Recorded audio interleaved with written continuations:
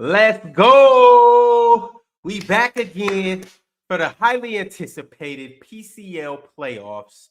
In case you don't know, the PCL is a culmination of the 16 best debaters all around the globe, all put into one room to see who has the best basketball knowledge, IQ, and ability to just talk hoops and articulate all these different great topics that we give them. And the winner will not only get an amazing PCL belt, but they'll get a nice cash prize. We had 3 great battles earlier today. In case you missed it, we had number 4 Swiper versus number 13 ZZ. And Swiper advanced. We had number 2 Dion from Ohio versus number 15 MTEL. And no knock to MTEL, but it's clear at this moment in time that Dion from Ohio is a force to be reckoned with, and he remains undefeated. Big shout out to the kid from Ohio running through the competition like, well, the kid from Ohio. And then we had Elder Rufus versus John D. And unfortunately, Elder Rufus wasn't able to make it. So my man John D advances due to a forfeiture by Elder Rufus. So shout out to John D, the wild card. He advances to the second round. And last but not least, we got Gifted. And we got Big Ox. And we have a heavyweight matchup ahead of us right now. Big Ox is the number 3 seed, and Gifted is the number 14 seed. And these two will get a chance to go toe-to-toe, and the winner will advance. If Gifted advances, he'll be going against Mars. And if Big Ox advances, he got to go see Pirate. But it's only one way to figure out what matchup that we'll get next round. And it's by bringing both of these guys up here, giving them their topics, time on the screen, and letting them get down to the nitty-gritty. What's good? What's good? What's good? Gifted. How's it going? Can you hear me? Yeah. You don't got your gloves. Where's your mouthpiece? I got my gloves right here. Let's do it. Hey, not on the real though, more run. No matter what happens, I want Mars. So, all right. Well, I'm saying you said if I win, I got give. You said I got Pirate. I want Mars. Oh, you ducking Pirate now. You try to duck Gifted. Now you ducking Pirate. I see what's going on here. All right. Gifted, do you want Mars? I want whoever. I don't really care who the matchup is. I'm focused on Ox today. Okay. Hey. Once again, Gifted got his gloves on. But let's go ahead and get to it, y'all. The first topic that we have today for the number 3 versus number 14 matchup is who wins in a... Not that topic. So got nothing oh, there we go. There we go. I was about to say, y'all ready to debate on the fly? Because what was that topic? What was that topic? Who wins in a 7-game series? 0-1 Lakers versus 17 Warriors. Who you want, Gifted? Let's get to the main topic, Ron. This nigga, man, he don't want to talk no ball, man. He don't want to talk no hoop. Oh, Gifted, he's saying you're not ready to talk hoop. Let us get one of them, Ron. Let us get one off the fly like that. I like that. You want that, Gifted? I'm down for that. I see the topic below. That's the topic we're doing right now. This nigga's scared, man. I mean, it looked to me like Gifted dressing all black. He looked like, he looked like a 007 agent or something like that. But either way it goes, let's get into it. We got which player had the better peak? James Harden versus Kawhi Leonard. Big Ox, you will go first. And your time starts whenever you do. Okay. So let's just get some things out the way already. You know what I'm saying? I know what this is going to turn into. It's going to be, oh, well, James Harden averaged this much more than Kawhi at his peak and all this and that. But I don't think that really counts for much. Because if you look at the way that James Harden got those points, it was so inflated. A lot of 3-ball chucking, a lot of basketball with less sustenance. You know what I mean? It was very entertaining. Don't get me wrong. It was a beautiful show on the hardwood. I enjoyed it just like everybody else, but it was lacking sustenance though. And I know it's, he shot threes in volume and Kawhi didn't shoot threes in volume. I know he had a higher field goal percentage than him, and that's cool. But when you shoot 14 threes a game, Gifted, like when you gotta plan for that. If you know you're a heavy 3-point shooting team, you got to plan for that. You know, when I'm going to miss a lot of these threes, those long threes are going to turn into fast break offense, hurry up from the other team, layups in transition. Those extra 9 possessions that you're losing when you miss those threes, as opposed to when Kawhi Leonard shoots a less amount of threes.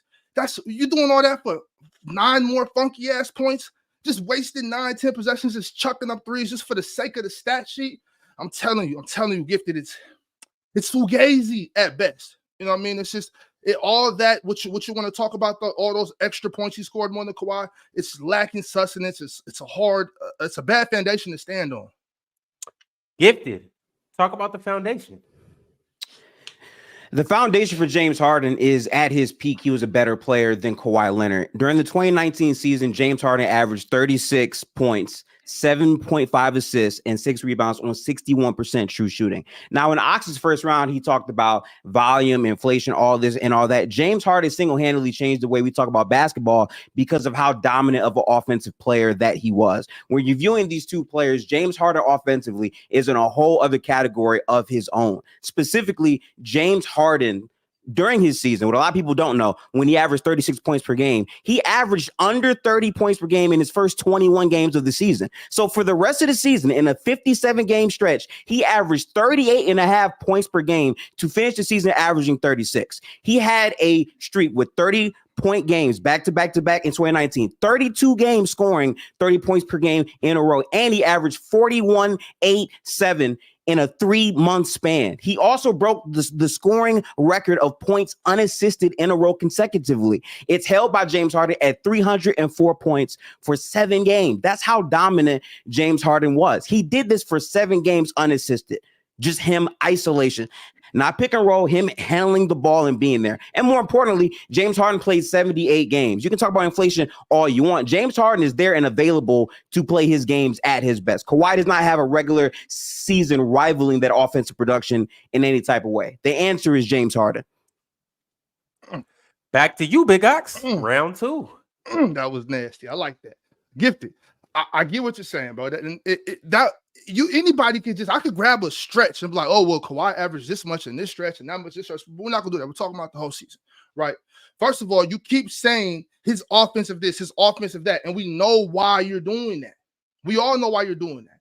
Because Kawhi Leonard not only averaged 27, 7, and 5, but he did that while showing us what one of the top 5 defenders of all time looks like. You know what I'm saying? So for the first round, when I tell you that extra in that 3-year peak that we're talking about, that extra 4 to 9 points that you're getting more from James is really nothing in comparison to what Kawhi Leonard is bringing his team on the other end of the floor. I mean, when you are a defender that brings fear in other teams. Now, I'm not talking about just the average defender. I understand that an average defender and when you talk a peak offensive player like that there's no discussing that. I understand how much more offense means today's basketball. But when I'm talking about a lockdown defender, I'm talking about a guy that actually changes the game on the defensive side of the ball. You can't tell me that. You can't give me that smug look like, oh, what are you talking about? No, I'm talking about all around basketball. And James Harden's peak, it was a peak because of his prolific scoring abilities, the ability to shoot step back threes from 30 feet. Kawhi did it on all around the court, and he changed the game and lifted his team on both sides of the ball. Gifted, back to you.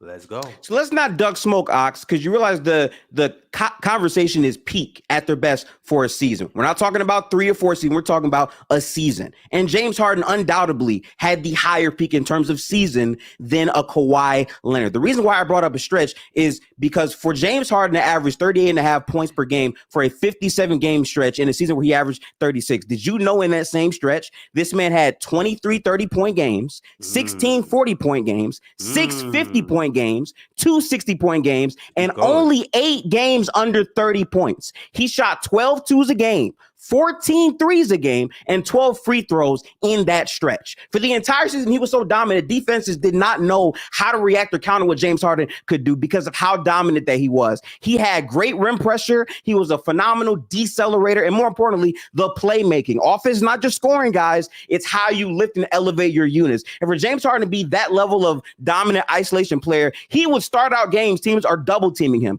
The Utah Jazz in the playoffs had Ricky Rubio guarding him behind the back because they did not know how to stop Harden without fouling him and slowing him down. And again, he was very efficient in doing so. So once again, in terms of a single season peak for how good these players are, James Harden played more minutes, he scored more, he made more, and he led his level. He led his unit. He played 78 games. Kawhi Leonard does not have that same type of dominance offensively to James Harden. It means more. That's why James Harden is a better player in that peak. Round 3. There goes that word again, Gifted. Offensively. You have to throw that in because we're talking about a guy that literally is non-existent on the other side of the floor. Now, Gifted. You can't tell me that, we're only talking about one season. A peak, I've had discussions where a peak could be 3 seasons, 2 seasons. I've heard people talk about 5 seasons. I'm talking about 3. I'm talking about 3 seasons at a peak, especially for guys that have been in the league for 12, 13 seasons. I think 3 years is a good metric. So that's what I'm going to do. I'm going to use 3. You use 1 if you want. But in that time, you talk about all the things that he did in his, but you know what he didn't do, Gifted? He didn't win, Gifted. He didn't win. And I'm going to tell you why he didn't win, Gifted. He didn't win because he's not a floor raiser on both sides of the floor. He's not a floor raiser to the extent of Kawhi Leonard. James Harden didn't walk Giannis down. James Harden didn't fade that hell of a team that the Philadelphia 76ers were. James Harden didn't do that. Kawhi Leonard did that. Now you tell me who had a better peak. He had some great runs, but nothing like what we've seen from Kawhi Leonard because Kawhi Leonard is gifted. He needs your name. Those are gifted claws that man has because he does it on this side and that side. Every time you talk gifted, you always have to throw that word offensively. And I know what you're going to say. Well, he would have won if Chris Paul wouldn't have got hurt, but that's just how basketball goes. That's how it goes. And if you want to use that, then Kawhi would have won another ring of 21 if he wouldn't have got hurt. All right, Gifted. Round 3.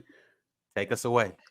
I was waiting for you to bring up the championship that Kawhi Leonard won. And I'm happy to remind people that during that same season where Kawhi was traded to the Toronto Raptors, Kawhi was afforded the luxury to miss games. The Raptors' record without Kawhi Leonard was 17-5. They were able to sustain because they were already a above average team without Kawhi Leonard in the lineup. So the fact that Kawhi got that time to rehab, get himself right, so then he could ball out and dominate in the playoffs was why he was able to elevate himself to that point. We're talking about peak. Harden sustained that greatness over many seasons, but in 2019 specifically, he was carrying the load at an MVP level for the entire season, plus the playoffs. You want to talk about performances? James Harden is in the Western Conference going against the Golden State Warriors, the best team that Kawhi Leonard beat when they were injured, when Klay Thompson went down, when we literally saw Kevin Durant only play like 12 minutes in a game, period.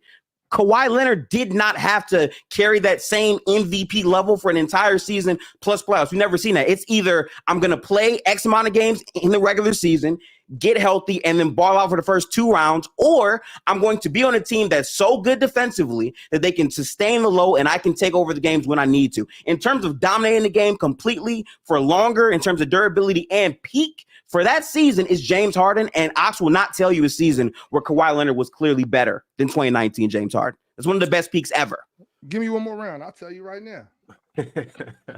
Y'all, I would love to give y'all as many rounds as y'all would like, but we got to run the polls. Yeah, we got to put the timer up, and we got to get down to the facts. Vote for me. I'm going to vote for you. I'm gonna vote for you, bro. For real, vote for me. I'm gonna vote for you. I need y'all to get over to the polls and get your votes in on who won this first round, this first topic.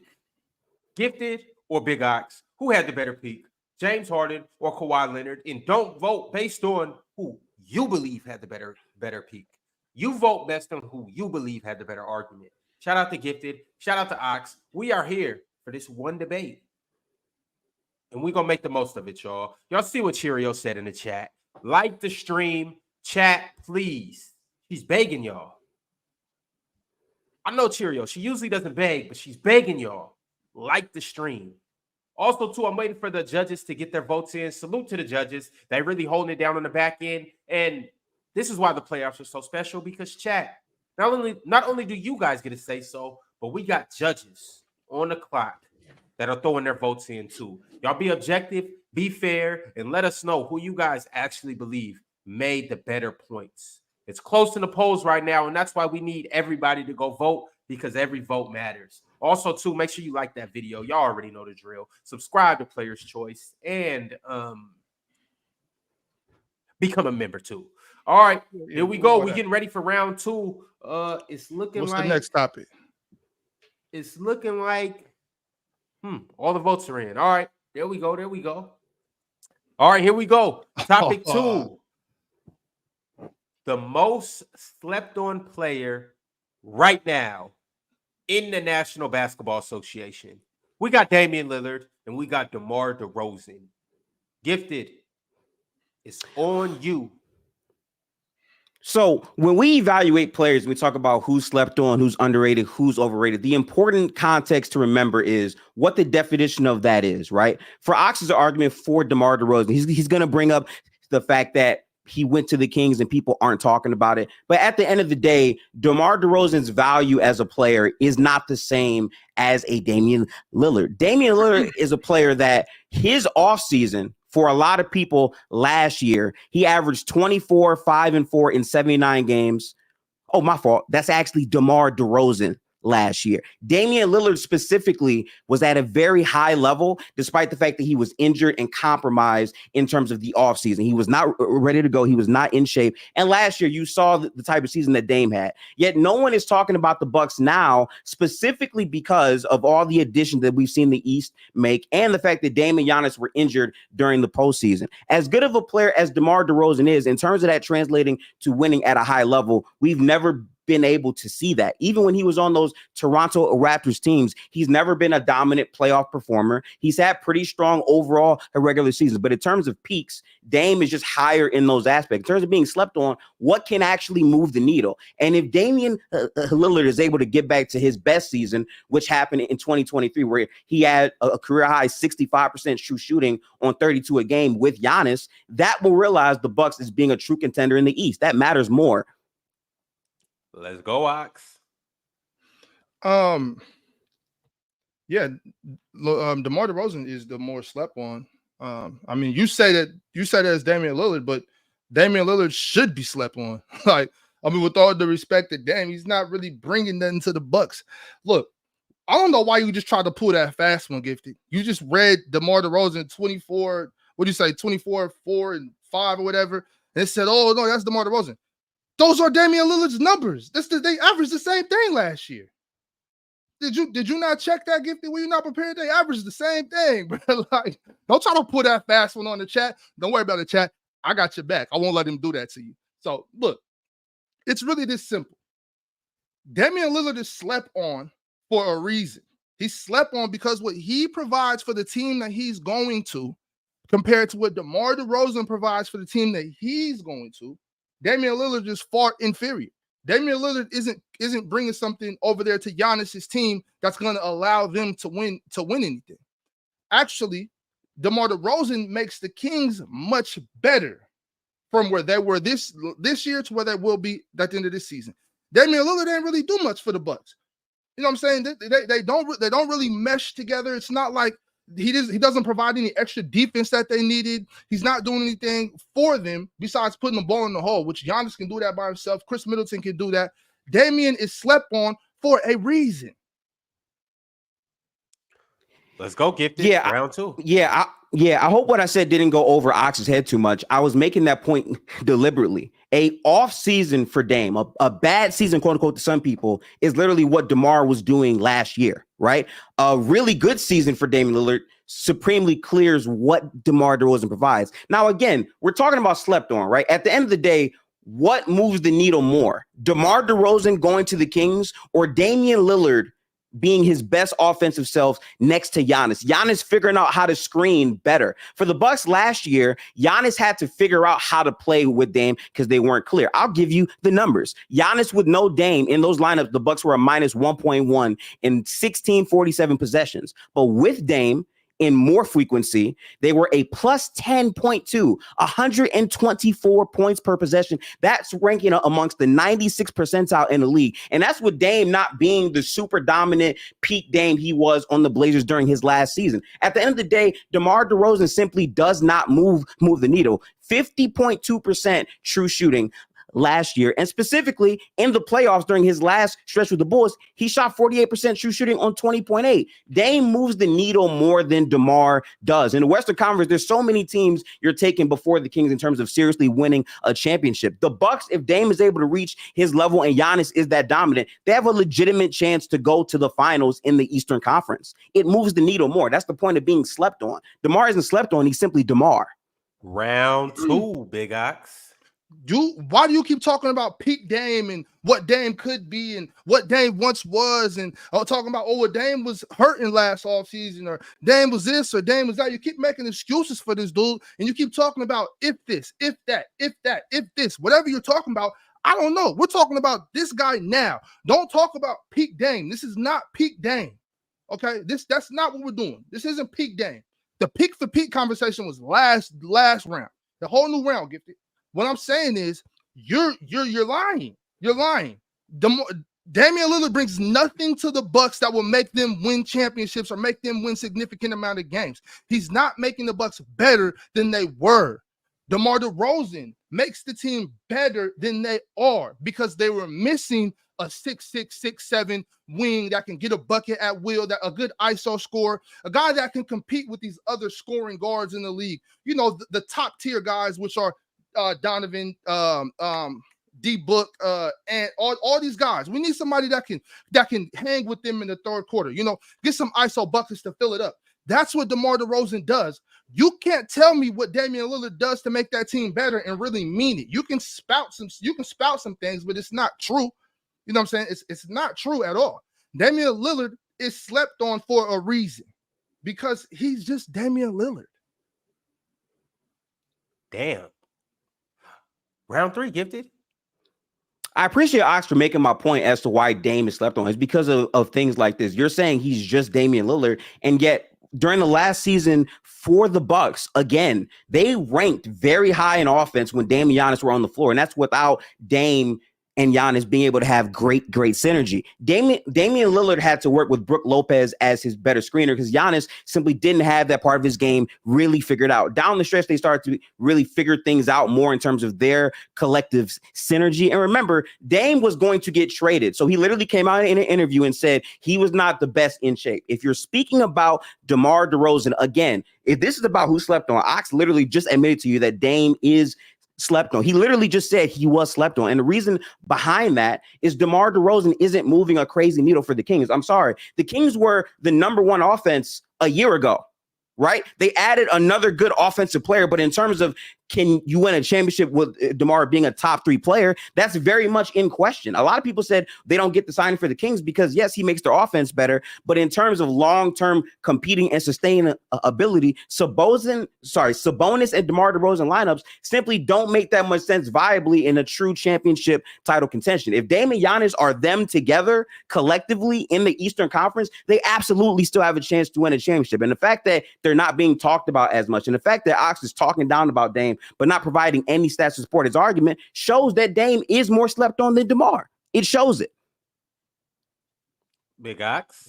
That's not what that means, Gifted. That means I could go ahead and just explain it to you without talking about what his peak numbers 3 years ago. All I'm saying is exactly what you just said. You said that DeMar DeRozan doesn't add anything that the Kings need. Damian Lillard actually does not add anything that the Bucks need. He's nowhere on the defensive end of the floor. You know what I'm saying? So I don't know why you keep trying to act like Damian Lillard has helped the Bucks do anything. You're talking about synergy. Oh, he admitted this in an interview. I don't care about those rumors. You know what I'm saying? That has nothing to do. Yeah, rumors. Yes, rumors. He said, oh, well, I was hurt. Well, you played a bunch of games then. You must have been okay. The Damian Lillard, like I said, is slept on in this, rightfully so, because he's not going to provide anything. So for you guys that are confused, what I'm saying is DeMar DeRozan is slept on while he shouldn't be, because he's actually providing something to a team that needs what he has. Unlike Damian Lillard, they don't need what Dame has. It's really just that simple. I mean, we saw it all year. There was a lot of scoring, a lot of going on, but if you can't guard anybody, you're not gonna do nothing. They have no perimeter defense. They traded for Damian Lillard when he didn't provide anything besides some more scoring. And like I told you already, that's the easiest part of the game. They didn't need that. Okay. Let's go ahead and put up the polls. Let's put up the time. That was a solid second topic. Out of these two guys, who's the more slept-on player right now in the NBA? Damian Lillard and DeMar DeRozan. These guys both made some great points. So I need you guys to vote based on who made the better points. Who was more entertaining? Who provided facts? Who rebutted arguments, made counterpoints, and had multi-level arguments? Who was more persuasive? Who had the better delivery? And last but definitely not least, I need y'all to be fair and objective and vote based on all of these other criterias that I gave you guys. The poll is up. Make sure you go and vote. Like the video while you at it, and subscribe also too. Ladies and gentlemen, only one of these guys can advance to the next round, the Elite Eight, and be able to stand in the room with these next 7 guys. Hayes, Pirate, Chill, Swiper, the kid from Ohio, Dion, John D, and Mars. One of these guys will get to stand in this room and in this elite class of 8. So make sure you get over and vote so you guys can help us determine who will advance to the Elite Eight. We got one more topic. The judges are getting their votes in, and while they're doing that, I will announce this third topic. Which non-playoff team from last year makes the deepest playoff run this year with Prime Shaq? And now I just want to clarify this. It's the team as currently constructed, not the team from last year. The team is currently constructed right now, and you add Shaq to it. All right, let's get into it. So this year's roster.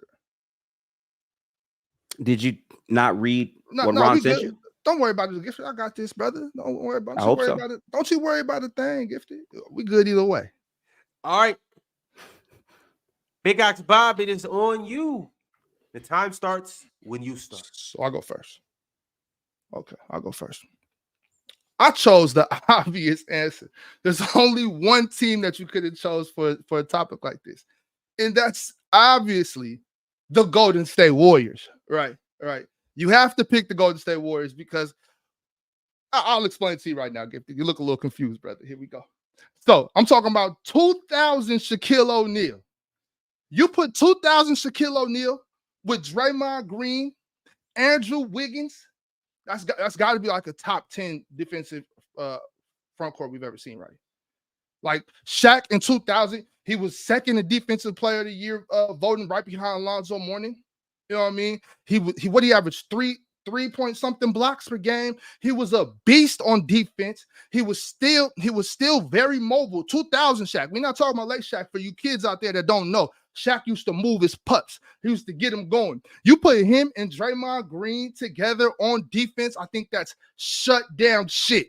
You know what I mean? Like, that's crazy. So when I heard this topic, that's the first thing I thought. Like, yo, we can get that defensive monster with this Warriors team. Draymond Green able to get out there and switch and move around. We got this big monster protecting the rim, clogging up the paint, moving around, hitting people. Man, I got excited just off of that alone. That's a wrecking crew down there. You got the athleticism of JK, all these guys running around on the defensive end. I think the Warriors shut it down. Gifted, who you got? I want to say shout out to Ox for showing up, but it's clear that he did not read what Ron sent, because Ron said going into the next season, meaning there is no Klay Thompson spacing on this roster. As a Warriors fan, I watch way more Warriors games than Ox. I'm well more equipped to have this conversation. I chose the Memphis Grizzlies. And the reason why is you're talking about a team that has Ja Morant, JJJ, and Desmond Bane, a pretty good core. The last time they were healthy in 2022, they won 62 games. And specifically, when you add Shaquille O'Neal to their roster, Shaq fits their roster a lot better. Golden State likes movement offense to run up and down the floor. Steve Kerr loves these 4-guard lineups because he's a terrorist coach at times. And specifically, when you're talking about the Memphis Grizzlies, what their main identity was rebounding the basketball, was being near the top in defense, right? That was their main thing. Adding Shaquille O'Neal in the two-man game with Ja Morant, who's one of the best passers and playmakers in the league, with Shaq setting bigger screens than Steven Adams, with JJJ being help side next to Shaq in the paint. Defensively, the Memphis Grizzlies will be better. And another aspect that makes this pretty easy is Memphis is already a better team than Golden State right now. And I say that as a Golden State fan because I'm objective about the team. I watched all of the games. Klay Thompson's spacing is gone. They're relying on B-Pods, who's a younger player, to take 10 to 11 threes a game. Good luck with that shit because he barely shoots the ball. So I really want to see what your argument is compared to that, because clearly, if you knew that, I don't think you would have picked this rendition of the Golden State Warriors. This is not the same team from 5 to 6 years ago. I would know. Oh, Big Ox. Do you fight that? Man. Yeah, I fight it. I fight it. Oh, I fight it big time. Let me tell you why. Thanks for helping me out, because clearly I didn't read, right? But look, the thing about it is I did read. And I don't care about the Klay Thompson spacing. Did you know in the past 3 seasons, no duo has made more threes than Steph Curry and Buddy Hield? The team that you watch every time. Did you know that nobody's made more threes than those two in the past 3 seasons? But if in the past 2 seasons, the only people to make more than him is Steph and Klay, which, get that. I did know Steph Klay wasn't on the team, right? So let's talk about Buddy and Steph. Let's talk about the offense. You know what I mean? We already know this because we've been debating on YouTube and debating basketball for a long time. Every time we talk about top duos to come up, it's always Steph and Shaq. When Steph and Shaq get talked about in top duos, there's no comparison. So you're telling me you'd rather pair Shaquille O'Neal with Ja Morant? You'd rather pair Shaquille O'Neal with Ja Morant than the best shooter to walk planet Earth? Do you know the type of spacing you're creating with Buddy Hield, Steph Curry, and Shaquille O'Neal? But this is the most dominant player we've ever seen. Don't waste his talents with Ja Morant. You know what I'm saying? Gifted. Ja Morant. Gifted. Do better than this, bro. Come on. The spacing you get with Steph and Buddy. All right, talk to us, Gifted. Talk to us. So what Ox is trying to do is yell buzzwords. Ja Morant, Stephen Curry, Shaquille O'Neal. That's that first take shit. Let's talk basketball. Clearly, the rosters are not the same. If we're talking about right now, you mentioned Buddy Hield, the guy that we saw Batum, and we also saw Kyle Lowry, the ghost of Kyle Lowry, outperform him in playoff games. Buddy Hield, a player that defensively is still compromised. I would love to see Steve Kerr run a 3-guard lineup with Buddy Hield, Steph, and more, and friends next to a Ja Morant and Shaq 2-man game where Ja was already giving them problems in 22 when they were a clearly different roster. And at the end of the day, in terms of style and fit, Memphis points in the paint with Ja Morant and Shaq. Yes, obviously Steph Curry is the sexier name. I would know. I watched the team, but Memphis is just a better team. In 2022, when the trio was healthy of Bane, Ja, and also JJJ, they were number 4 in offense and they were number 5 in points per possession with Steven Adams as their screener. Replace Adams with Shaquille O'Neal as another guy who can score very comfortably, who can also pass to shooters. Shaq and Desmond Bane DHOs, with Desmond Bane being a switchy guy. It's just so much versatility with the Memphis Grizzlies compared to the Golden State Warriors. Don't let the name shit take you away from what basketball is. As a roster, the Memphis Grizzlies are better right now. And if you add Shaq, he fits their play style way more. Ox not talked about fitting into the style. Big Ox, round 3. Is there anything else you need to talk about?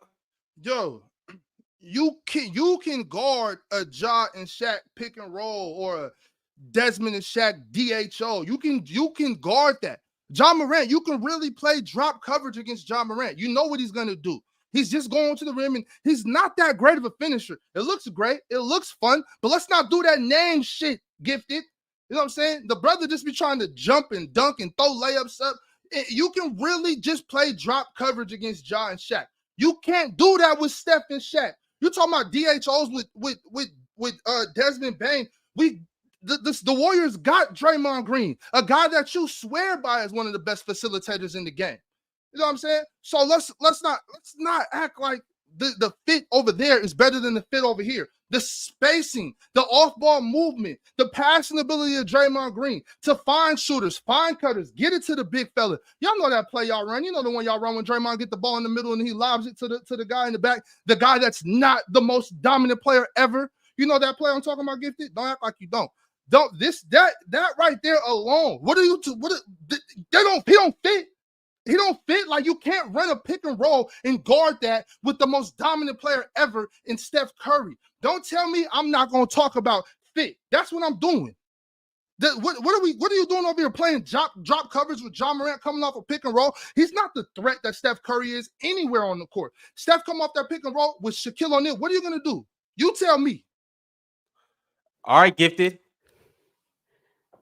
So let's recap what Ox just said. He said Ja Morant is not a good finisher. That's what he just said. Ja Morant, a guy who at volume in terms of rim pressure was dominating the entire NBA. He was top 3 in paint points when he was healthy. Ja Morant is not a good finisher. Then he mentioned playing drop coverage next to Ja Morant and Shaquille O'Neal. Ja, a player that is so fast and so explosive, if you give him a runway, he can speed up. And more importantly, the connective passes that he can make to hit Shaquille O'Neal. When specifically, he already talked about Buddy Hield. So clearly in his mind, he's envisioning Buddy Hield and Steph playing high minutes together against the Memphis Grizzlies, a team that, again, with Ja Morant and Shaquille O'Neal and Bane and JJJ, they're going to be the bigger overall team. They were number 1 in rebounding without Shaquille O'Neal. You add him, they're going to destroy and decimate the league overall. And more importantly, the roster depth for the Grizzlies is simply just better. A lot of people are struggling to confidently say they have Golden State in the playoffs right now. People for the Memphis Grizzlies are thinking they're going to at least be a top 5 team because how good their roster overall is with GG Jackson, Vincent Williams. They just have more depth. And in terms of adjustments, again, Ox never talked about what Steve Kerr did last season. Did we watch it? Did we see the Olympics where he was playing small guard lineups despite the fact that Jason Tatum might have been a better fit in some type of scenarios where Anthony Edwards is getting more minutes than he deserved at times? No. So working Shaq in, obviously he's Shaq. You can't bench him. So the small ball shit where it's Steph and Draymond to close out a game, they're not going to be able to do that. And I think that the Memphis Grizzlies as a team, again, paint points and defense, they will black the Golden State Warriors in those two regards. They're going to average like 60 points a game in the paint. Let's get the polls up. Let's run the polls. And let's get the votes up on the polls. L Harden, L Mo. Just thought that needed to be said. Let's go, y'all. It's about a minute and 20 seconds left. And I need you guys to go and cast all your votes. This was a dub topic, the third round. That was a dirty, stinking move you just did, Gifted. Throwing your own was dirty? Just throwing your own coach. It was dirty? Throwing your own coach under the bus for votes? It's crazy. Oh, my fault for telling the truth about what happened. I'm sorry. My fault. My bad. Y'all get over to the polls and vote. Like the video and subscribe. If Steve Kerr benched Shaq like he benched Jason Tatum, no, that would be crazy. That would be crazy for sure. I'm just Ox. Please be honest. Did you know it was this year going into next year? I really want to know. Yeah, I was cool. I knew what was going on. I found it out. Okay. I knew that was up. That was entertainment value, Gifted. That's why I came talking about Buddy in the second round. I knew it was up. So you talked about Buddy because you did. Yeah, I knew he was on the team and Clay wasn't. All right, y'all. We got 10 seconds left. I need y'all to go in and get your votes in. 5. I didn't know. 4, I didn't know Hayes on slow talking 3, ass was a header 2, like this. 1. Oh, he came back his man's. This is from the logo right here. Hey, Big Ox, don't be mad at Hayes for backing his man. Hey, you need to be mad at Chill. You need to be mad at Mars. You need to be mad at Swiper. They need to be in here capping for you. When I catch up with Hayes, it's gonna be trouble. We going what topic you want, Hayes? What topic you want, Hayes? Hayes versus Ox. What topic you want, Hayes? All right. Well, the poll just got wrapped up. I'm waiting for the votes to come in. Damn.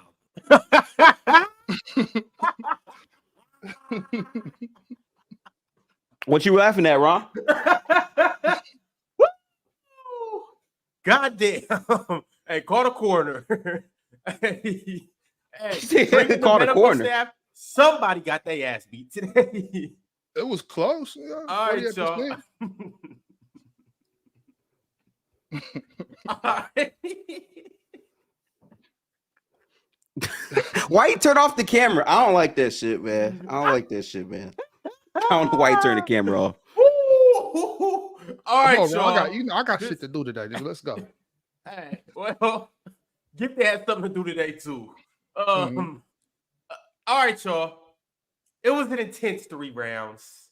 It was an intense 3 topics. It was an intense debate from start to finish.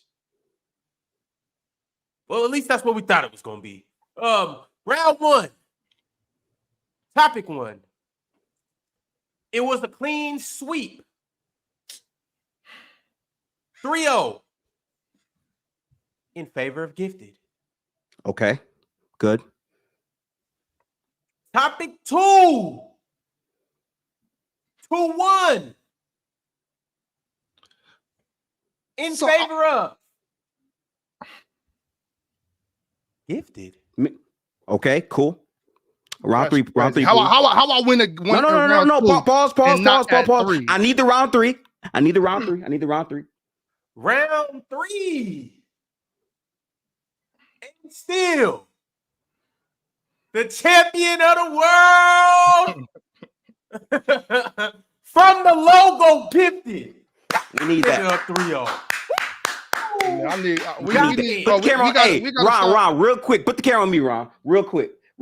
I need y'all to understand, right? Like no hate to nobody. Okay. A lot of people shit on Ox trying to come into this. I did not approach this matchup as if Ox was a walkover. I prepared. I looked at things because for me to be a 14 seed is fucking ridiculous. I don't appreciate the disrespect. I can debate with anyone in here. I don't care who it is. The same shit can be said for people when they were on the platform calling me out, and I was always here to debate and I was always prepared. I'm here for it. I don't care who's in front of me. If it's Mars, whoever, we here for the smoke. Shout out to Ox, but I was prepared. I came prepared. And I had things to do. Ron asked me if I could do this at 7:30.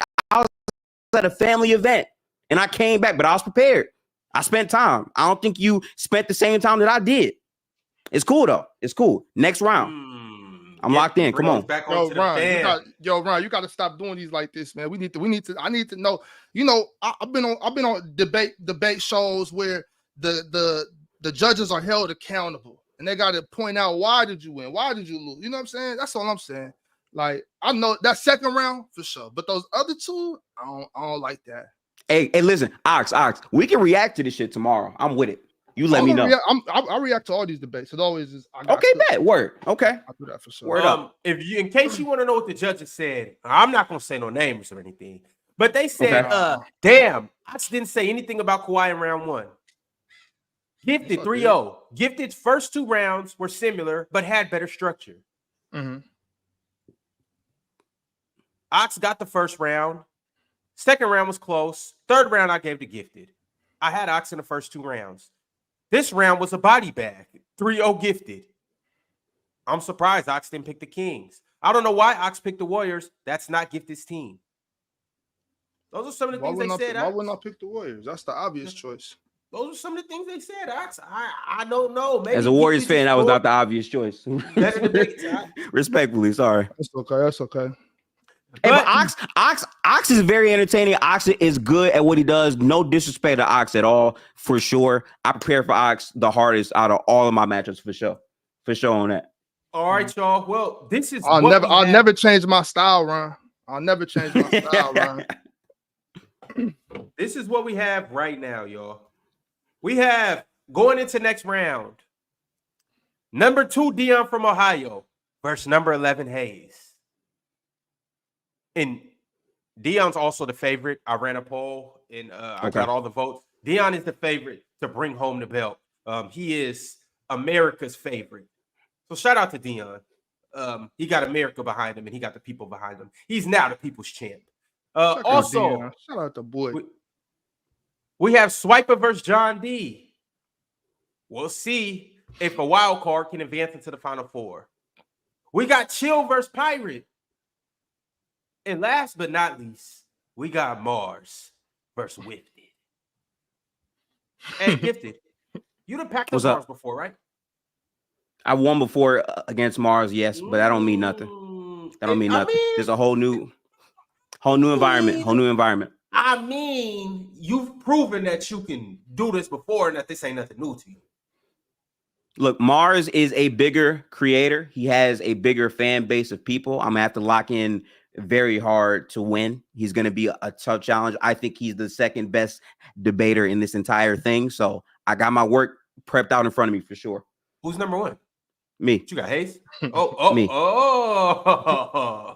Okay. Well, that's it, folks. Appreciate y'all for tapping in. This was a good battle, and we will see you guys again later this week for round 2 of the PCL playoffs. Gifted, we'll see you next round. Big Ox, we'll see you tomorrow on the panel or whenever. I'm not coming next week. I told you I'm not coming this week if I lose. All right, well, Big Ox. Nah, you can't do that. You can't do that. Hey, Gifted. Hey, thanks for the vacation, brother. Thanks for the vacation. It's crazy. Yeah, all right, Big Ox. We'll see you next week then. Have fun in Cancun. For sure. All right, y'all. Damn. So you gonna do what the Kings